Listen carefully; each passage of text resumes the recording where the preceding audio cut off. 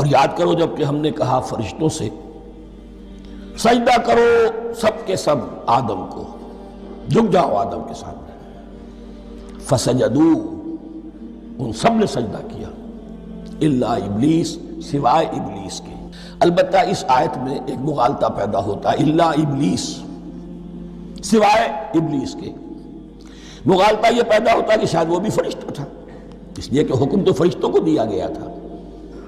پھر نوٹ کیجئے اس سے پہلے، بہت پہلے سورہ کہف نازل ہو چکی ہے، اور سورہ کہف میں فرما دیا گیا ہے کان من الجن ففسق عن امر ربی، وہ جن تھا بس اس نے سرکشی کی اپنے رب کے حکم سے۔ فرشتے کی شان یہ نہیں ہے، وہ اللہ کے کسی حکم کی سرتابی نہیں کرتا۔ لا یعصون اللہ ما امرہم ویفعلون ما یؤمرون، وہ اللہ کے کسی حکم کی نافرمانی نہیں کرتے اور جو حکم ملتا ہے بجا لاتے۔ یہ جنات کے اندر اختیار تھا، جیسے اختیار انسانوں کو دیا گیا ہے۔ جنات میں نیک بھی ہیں، بد بھی ہیں، اعلیٰ بھی ہیں، ادنا بھی ہیں، جیسے انسانوں میں۔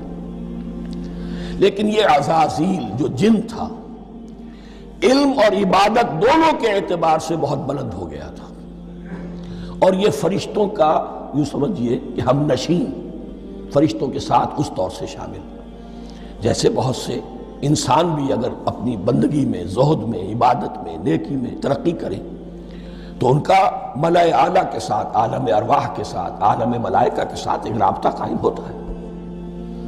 اسی طریقے سے وہ جو عزازیل تھا، جن ہونے کے باوجود اپنی نیکی، عبادت، پارسائی اور اپنے علم میں فرشتوں سے بہت آگے تھا، اس لیے معلم الملکوت کی شکل اختیار کر چکا تھا۔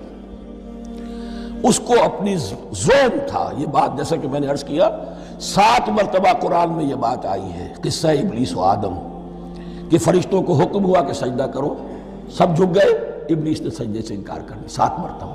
یہ 7ویں مرتبہ ہے جو ہم پڑھ رہے ہیں، مصحف میں پہلی مرتبہ آ رہا ہے، ترتیب نزولی میں 7ویں مرتبہ آ رہا ہے۔ یہ آدم و ابلیس کا قصہ اس سے آگے سورہ اعراف میں آئے گا، پھر سورہ ہجر میں آئے گا، سورہ بنی اسرائیل میں آئے گا، سورہ کہف میں آئے گا، سورہ طٰہٰ میں آئے گا، سورہ صاد میں آئے گا، 6 مرتبہ مکی قرآن میں، 1 مرتبہ یہاں۔